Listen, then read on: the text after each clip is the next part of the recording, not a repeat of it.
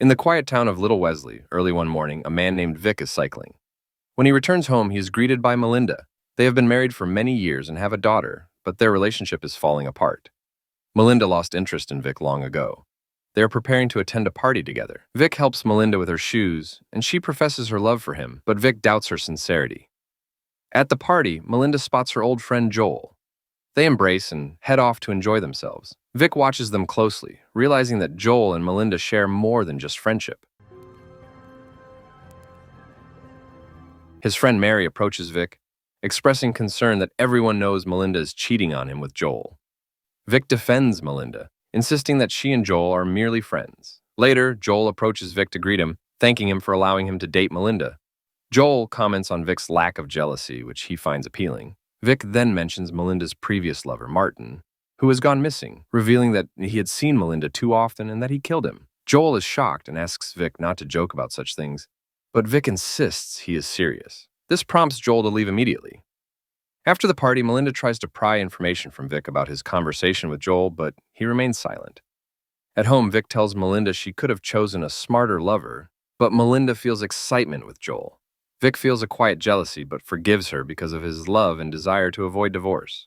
The next morning, while taking his daughter to school, Vic runs into someone who already knows about his comments to Joel regarding Martin's murder.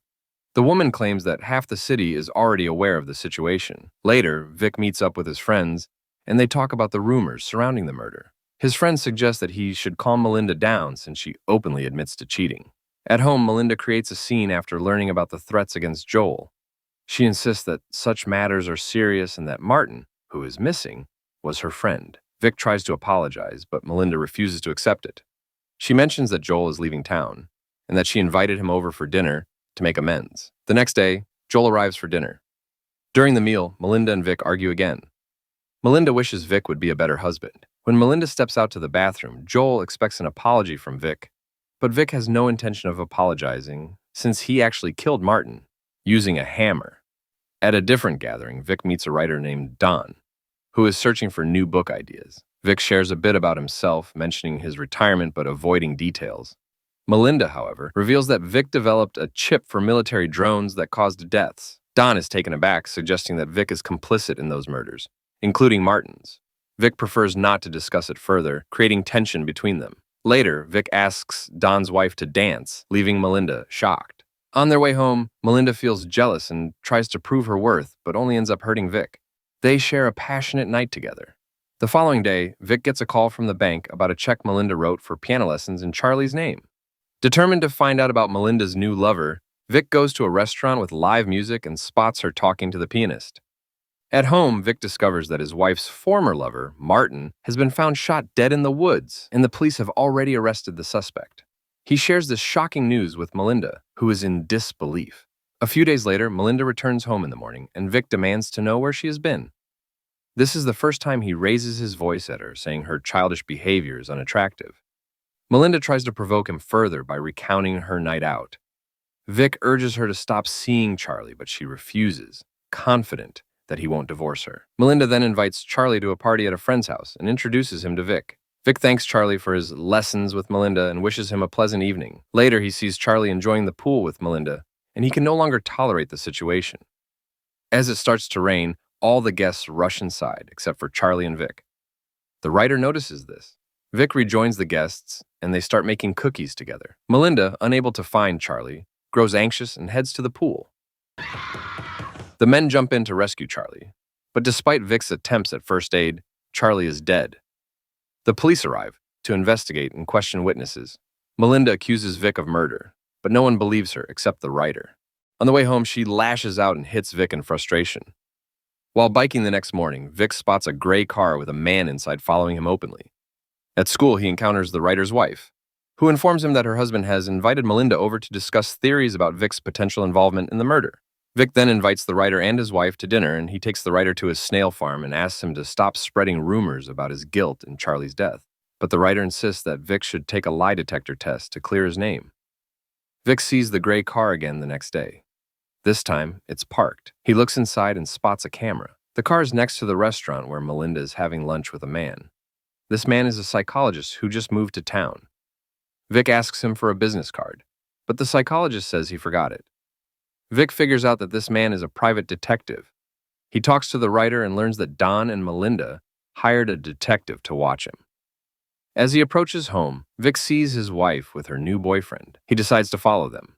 That evening, he overhears Melinda saying she wants to go to Brazil with her new boyfriend and take their daughter. Vic knows he can't let that happen.